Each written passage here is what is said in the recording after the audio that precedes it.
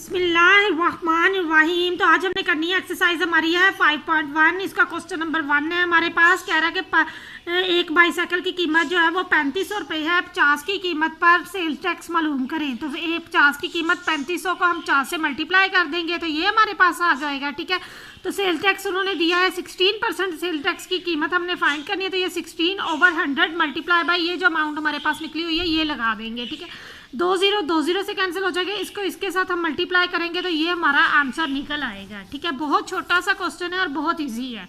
आगे question number 2 हमारे पास है। वो कह रहा है कि एक एयर कंडीशन की कीमत 40,000 रुपये है। सेल टैक्स की शरह 16% ऑफ सेल टैक्स की रकम मालूम करें।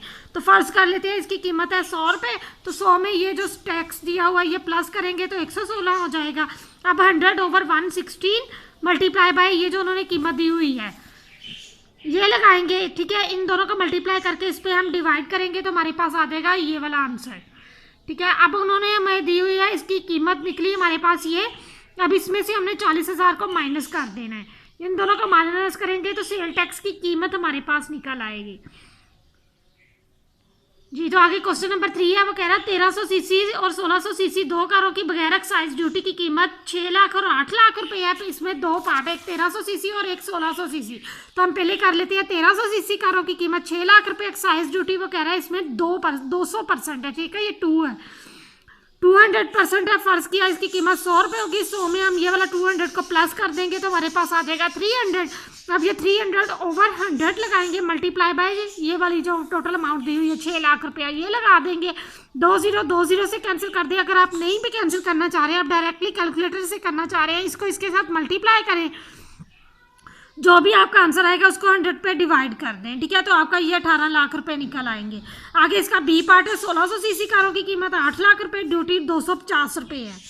ठीक है, तो आप फर्ज किया इसकी कीमत हम लगा लेते हैं 100 में सेम उसी तरह से इसको कर लेंगे। लास्ट पे इसका आंसर 28 लाख आएगा। ठीक है, 28 लाख, इसका 18 लाख और इसका 28 लाख। आगे क्वेश्चन नंबर 4 देख लेते हैं। हाँ जी, क्वेश्चन नंबर 4 है। एक घर और ज़मीन से सालाना आमदनी बिलतरतीब 15 लाख और 20 लाख रुपए आती है। इन दोनों में 16% प्रॉपर्टी टैक्स मालूम करें। अच्छा, इसमें इसके भी 2 पार्ट होंगे, तो इसके भी 2 पार्ट होने हैं। ए पार्ट में घर से सालाना आमदनी इसको 15 लाख रुपये, टैक्स की शरह जो 16% है, बहुत इजी सा है। 16/100 मल्टीप्लाई बाय ये 15 लाख रुपए लगा देंगे। सेम उसी तरह से 20 कैंसिल कर दे, नहीं करना चाह रहे, इन दोनों को मल्टीप्लाई करके इस पर डिवाइड कर दे तो हमारा फिर भी सेम ही आंसर आएगा। 2,40,000 रुपये इसका आंसर आ रहा है। आगे इसका बी पार्ट है कि ज़मीन से सालाना आमदनी इसको आ रही है। ज़मीन से कितनी आ रही है उसको, वो आ रही है 20 लाख रुपए। सेम उसी तरीक़ा से हम इसको भी करेंगे। प्रॉपर्टी टैक्स उसका है 16%, तो ये 16/100 मल्टीप्लाई बाय हम इस पे 20 लाख रुपए लगाएंगे।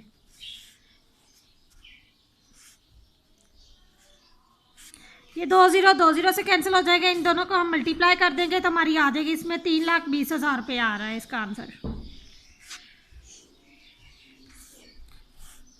ये हमारा क्वेश्चन नंबर 4 भी कंप्लीट हो गया। आगे हमने क्वेश्चन नंबर 5 देखना है।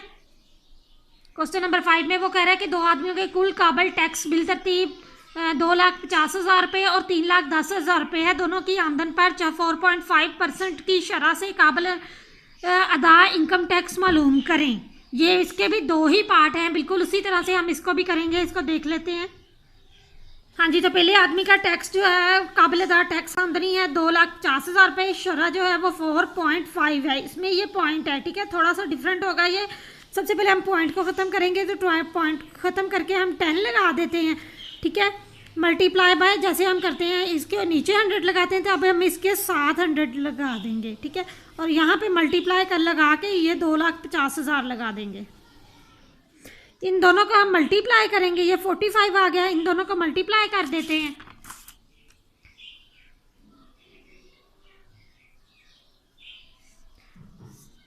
मल्टीप्लाई करके हमारे पास 1000 आ जाएगा और 2,50,000। इन दोनों को मल्टीप्लाई करके इस पर हम डिवाइड कर देंगे तो हमारे पास 11250 हमारा आंसर आ जाएगा। ठीक है, ये पहले आदमी का आ गया। सेम इसी तरह से हम दूसरे आदमी का लगा कर लेते हैं।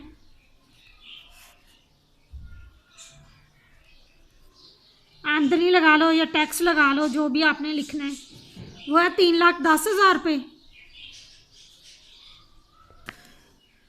तो इसकी जो शरह है वो भी 4.5% है। सेम उसी तरह से हम इसको करेंगे, इन दोनों को मल्टीप्लाई करके, इन दोनों को मल्टीप्लाई करके जो आंसर आएगा उस पर हम डिवाइड कर देंगे तो हमारा ये आंसर आ जाएगा। ठीक है, पहले इन दोनों को मल्टीप्लाई करेंगे, फिर इन दोनों को मल्टीप्लाई करेंगे, फिर इन दोनों के आंसर, इन दोनों के आंसर को हम आपस में डिवाइड कर देंगे तो हमारा ये आंसर आ जाएगा। आगे क्वेश्चन नंबर 6 है हमारे पास के एक शख्स की कुल सालाना आमदनी 4,30,000 रुपये, अगर काबिल टैक्स अदा 3,000 रुपये छूट दी जाए तो 4.5% पर कितना टैक्स होगा।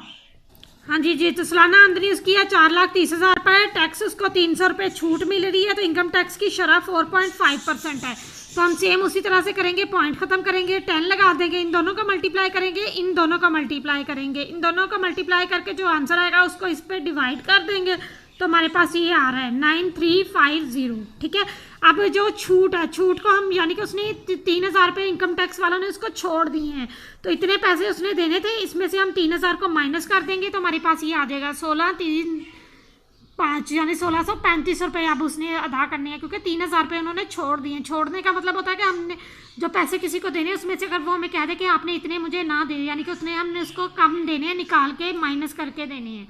आगे क्वेश्चन नंबर 7 है हमारे पास, कह रहे एक शख्स की कुल सालाना आमदनी 625 रुपये है, जबकि छूट की रकम 1,40,000 रुपये, इसकी बकिया आमदनी पर शरह टैक्स मालूम करें, वो भी 4.5% है।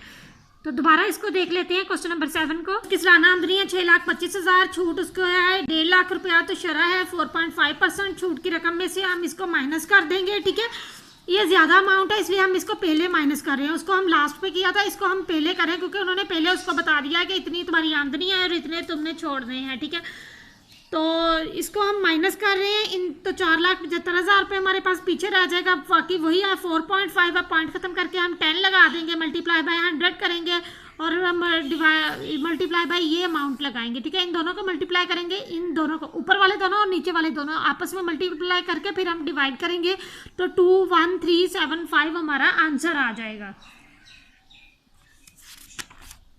आगे लास्ट क्वेश्चन हमारे पास क्वेश्चन नंबर 8 है, वो भी सेम ऐसे ही होना है। कह रहा है एक शख्स की कुल आमदनी 5,25,000 रुपये है, छूट की रकम इतनी है, तो इसकी भी रकम छूट की ज़्यादा है इसलिए हम 5,25,000 में से पहले हम 1,50,000 को माइनस करेंगे, फिर वही आगे प्रोसेस करेंगे 4.5 लगा के। ठीक है, करके देख लेते हैं जी। जो क्वेश्चन नंबर 8 है हमारे पास के सालाना आमदनी है 5,25,000 रुपये, छोड़ा उसको 1,50,000 रुपया, तो 5,25,000 में से 1,50,000 को माइनस करेंगे, 3,75,000 आ जाएगा। ठीक है, फिर 4.5 वही प्रोसेस होगा, पॉइंट खत्म करके 10 लगा देंगे, मल्टीप्लाई बाय 100 लगा देंगे, इन दोनों का मल्टीप्लाई करेंगे, इन दोनों का मल्टीप्लाई करेंगे तो हमारे पास 16,875 आ गया। आगे इसमें एक प्रोसेस हो रहा है, कह रहा है कि जबकि जो लास्ट वाली लाइन है, जबकि 10,000 रुपये की रकम इनकम टैक्स की मद से पहले से मन्हा कर ली गई है, यानी कि 10,000 रुपये उसने पहले दे दिए हैं, तो इसमें से हम माइनस कर देंगे 10,000 को, तो हमारे पास आ रहा है 6,875 हमारा आंसर आ गया। 6,875 हमारा आंसर आ गया। अब ये इतने रुपए उसने देने हैं। उम्मीद करती हूँ कि आपको समझ आ गई होगी। Thank you.